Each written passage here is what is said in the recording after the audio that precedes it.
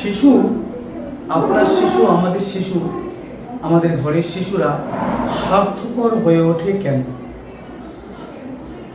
দেখুন, বাড়িতে পিতামাতা, পরিবার পরিজন বা অন্যান্য সদস্য একে অপরের সঙ্গে ঝগড়া, গণ্ডগোল, মারপিট, এগুলোই কিন্তু শিশুকে স্বার্থপর করে তোলে।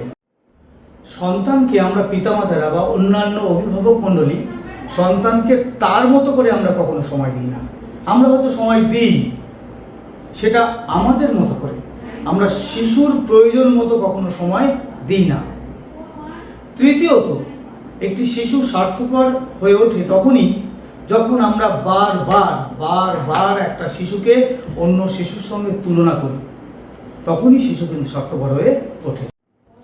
বন্ধুদের সঙ্গে মেশার সুযোগ দিচ্ছি না, বন্ধুদের সঙ্গে খেলার সুযোগ করে দিচ্ছি না, এই শিশু কিন্তু স্বার্থপর হতে পারে। কোনো একটি কাজ করানোর সময় আপনি বারবার কন্ডিশন জুড়ে দিচ্ছেন, শর্ত অ্যাপ্লাই করছেন, এতে কিন্তু শিশুর মধ্যে একটা অ্যাঙ্গারনেস, একটা অবিশ্বাস তৈরি হচ্ছে। শিশুকে সন্দেহ করা ছেড়ে দিন, শিশুকে বিশ্বাস করুন। আর শিশু কোনো ভুল করলে তাকে বুঝিয়ে বলুন, কিন্তু তাকে অপমান বা তিরস্কার বা অবজ্ঞা করবেন না।